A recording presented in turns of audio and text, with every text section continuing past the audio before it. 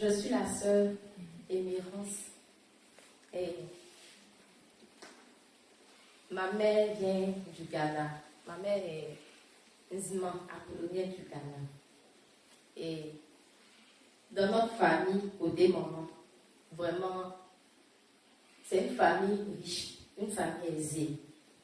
Donc on a beaucoup de plantations et tout ça, plantations de coco et tout ça, beaucoup de réalisations. Mes parents, mes arrière-parents adoraient l'eau qu'on appelle Tano, le fleuve Tano. Donc, bon, j'ai demandé à ma maman m'expliquer un peu comment ça se passait. Chaque année, ils consacraient, en fait, ils tuaient les animaux pour adorer l'eau là, en échange de pouvoir, en échange de plus de spiritualité. Plus voilà, de spiritualité. Et puis, d'après eux aussi, de protection. Donc, ils nous ont livrés, nous tous. Dans la famille de ma mère, personne n'est marié. Personne. Ceux qui sont mariés là, c'est deux moi et une cousine. Elle aussi, elle fait toujours parler avec son mari. Ça ne va pas dans son foyer. Moi aussi. Bon, pour me marier, j'étais obligée de cacher, en fait, avant de me marier. Quand je préparais la cérémonie du mariage, je n'ai pas dit à quelqu'un. J'étais obligée de me cacher à cause des antécédents familiaux. Donc, Dieu a permis que je me suis mariée. Mais depuis lors, dans le foyer, ça n'allait pas. Parfois, mon mari m'énerve. Il m'énerve. Parfois, quand il dit 1, je dis 10. Quand on dit une femme doit être soumise là, vraiment, j'ai pleuré ici la dernière fois. Parfois, il demande au Seigneur, mais comment est-ce que moi, je n'arrive pas à être soumise à mon mari? Et dans ma famille aussi, c'est comme ça. Toutes mes mamans là, elles ont le gros cœur. Elles frappent leur mari, elles toutes. Elles frappent leur mari. Et puis, elles sont bonnes à la dot. Leur limite, c'est la dot. Elles vont à la dot, elles deviennent. Peut-être 7 enfants de 5 pères différents. Vraiment une vie vraiment misérable. Et vraiment, cet esprit-là m'a suivi. Ça me suit même. Ça me suit. Et je rends grâce à Dieu aujourd'hui parce que Dieu m'a délivré. Alléluia. Quand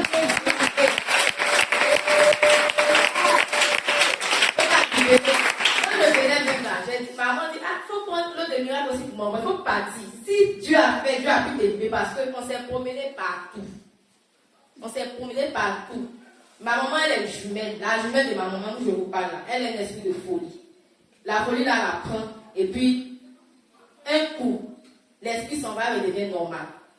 Encore après, la folie, l'esprit devient fort. Et puis après, elle devient normale. Donc, on s'est promené partout, tout le monde. Dans les camps de prière. On disait à maman que j'ai rencontré un homme, on dit, oh, c'est le même camp de prière, on est parti par on n'a rien vu. Donc, elle dit, si tu t'en vas, que tu es libéré là, le prochain camp là, je vais venir. Et je regarde. Dieu m'a délivré. Et je crois que Dieu m'a délivré. Cet esprit-là n'a plus. Jésus m'a racheté. C'est qu'ils ont donné pour me libérer et pour me lier là. Le Seigneur a racheté. Il m'a racheté. Il a racheté ma vie.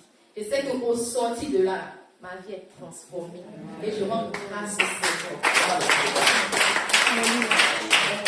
Dans mon foyer, vraiment, l'esprit fait que on n'arrive même pas à avoir, on n'arrive pas à avoir d'intimité avec mon mari en fait. On n'arrive pas à avoir d'intimité. Parfois, mon mari peut faire 3 mois, 4 mois.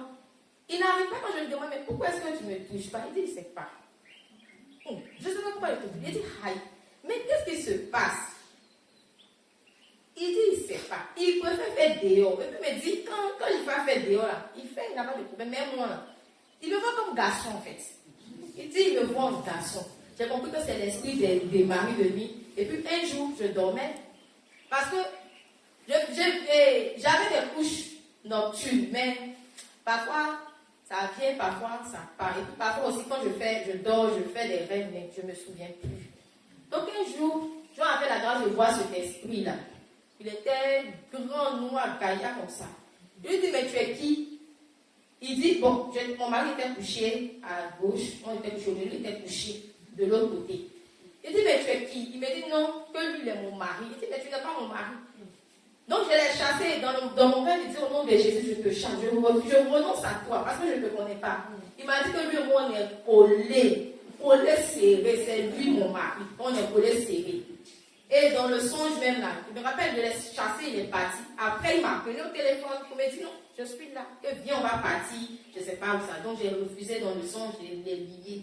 Vraiment, l'esprit là, ça détruit ma vie. Cet esprit-là détruit ma vie. Au point où mon mari me le prend comme tapette, comme chiffon. Parfois, je m'assois et je dis, mais qu'est-ce qui me pousse à agir là? Je ne comprends pas.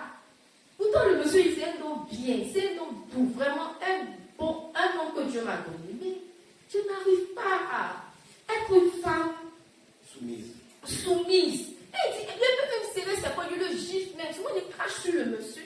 Je ne comprends pas. Je n'arrive pas à respecter le monsieur là. Il m'a supporté jusqu'à général. C'est moi, mais il a pris mes affaires même pour sortir. Parce qu'il dit, je suis fatiguée de ce mal. Donc, c'est comme si je me sens oppressée. Les esprits là font tout pour que je fuis. Je quitte mon foyer avec 3 enfants à bas âge, mais il n'y a pas de paix. Parfois, je me demande, parfois même je pleure, je dis, c'est vraiment, je suis fatiguée en fait. Je suis fatiguée. Et c'est cet esprit-là aussi qui suit. Ma maman aussi, elle a fait 2 mariages. Et lorsque tu es arrivé dans le camp de prière, quel est l'esprit, lorsque au cours de la prière, qu'est-ce qui s'est passé? Qu'est-ce que tu as ressenti qui a fait que tu as la paix du coup ce midi? Ou bien aujourd'hui? Aujourd'hui, vraiment, pendant la prière, comme j'ai dit là, quand papa parlait des murs, il a dit, papa a dit, tout mur qui sépare le mari de sa femme recevait le feu. Et puis il a dit les murs de limitation, les murs d'échec, tout ça. J'ai vu des boules de feu. Vous voyez, dans les films des météorites là, quand les météorites tombent là, voilà, c'est comme ça que j'ai vu ces boules de feu exploser, un grand mur, ça explosait, ça tombait, et puis ça explosait, ça tombait, et puis ça explosait. Bien aimé, comment je dis? Et puis après ça, je suis tombée ici, l'esprit s'est manifesté et l'esprit a libéré ma vie. Alléluia. Je suis là, je me sens lourde et légère, je ne me sens plus oppressée. Je sais que Jésus m'a libérée. Amen. Et c'est un gros départ. C'est un gros départ. Et je voudrais inviter tous ceux qui sont chargés, qui sont fatigués, qui viennent ici là. C'est le lieu de repos. Amen. C'est le lieu de repos. Vraiment, Jésus est dans ce camp. Qu'ils viennent, qu'ils n'hésitent pas. Amen.